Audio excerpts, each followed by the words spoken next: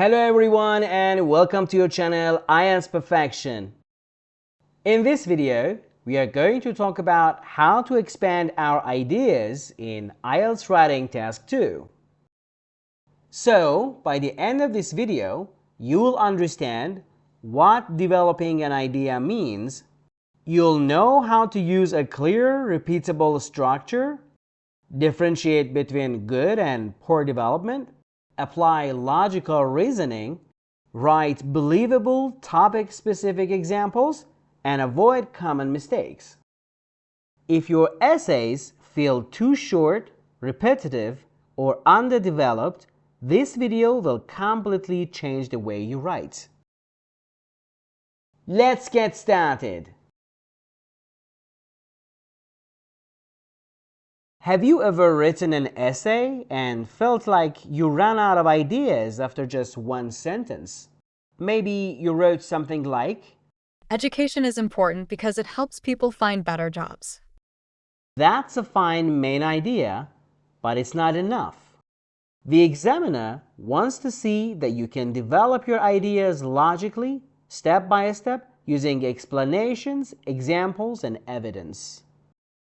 So, what does developing an idea actually mean?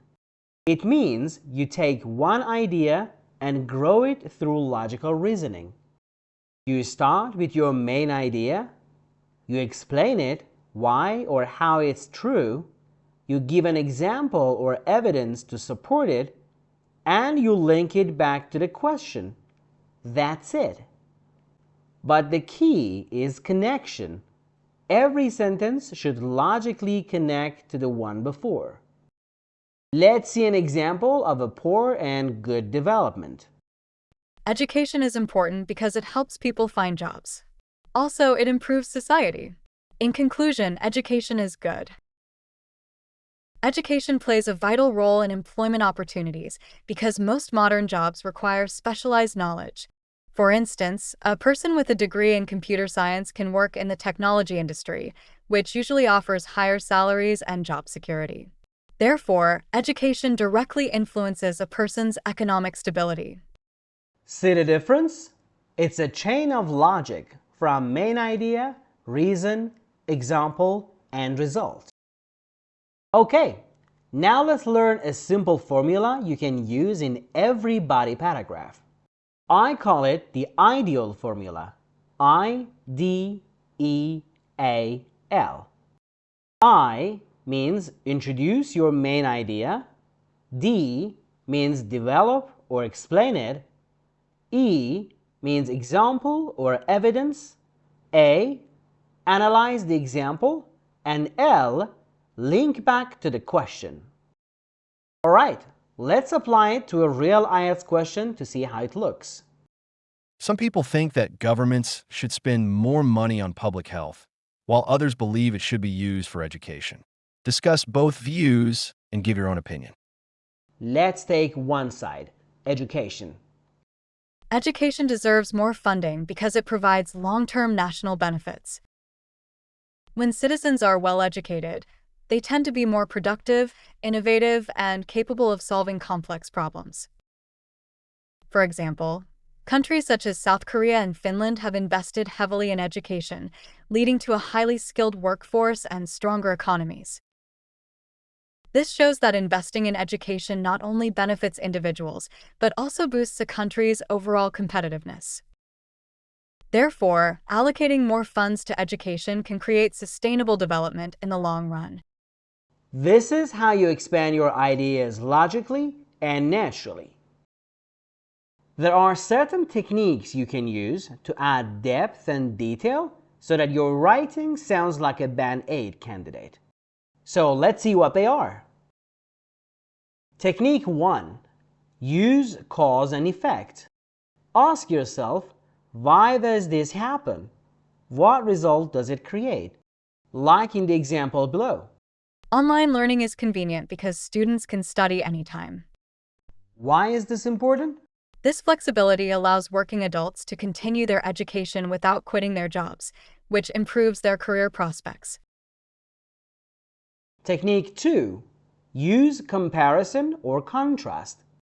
Show how your point is stronger by comparing it.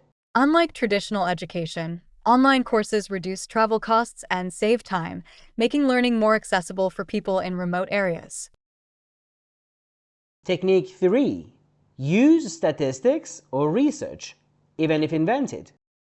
Recent research by the OECD suggests that countries investing in teacher training see a 15% increase in student performance.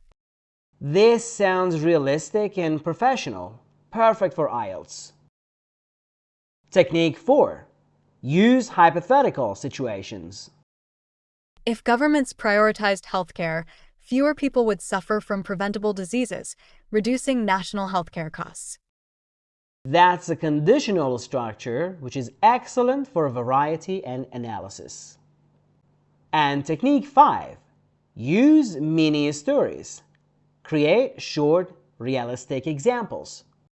For instance, during the pandemic, many people in rural areas relied on online education platforms to continue their studies, which would have been impossible otherwise. These techniques help your writing flow naturally and sound convincing. Now let's review some common mistakes you should not make. Mistake 1. Repeating the same idea with different words. Technology helps people work faster. It also allows people to do their work more quickly. That's just repetition. You're not developing. You're paraphrasing the same thing. Mistake 2. Adding irrelevant examples. Your examples must directly support your main idea, not just sound smart. So, if your topic is about public health, don't suddenly talk about global warming. That's completely irrelevant. Mistake 3. Writing general examples, like, for example, nowadays everyone uses technology. This kind of example adds no value. Always make your examples specific and believable, even if it's imaginary. And mistake 4. Jumping to another idea before finishing the first one. Stick to one clear idea per paragraph. One paragraph equals to one main point. I hope you enjoyed the lesson and will keep practicing hard. See you in the next video.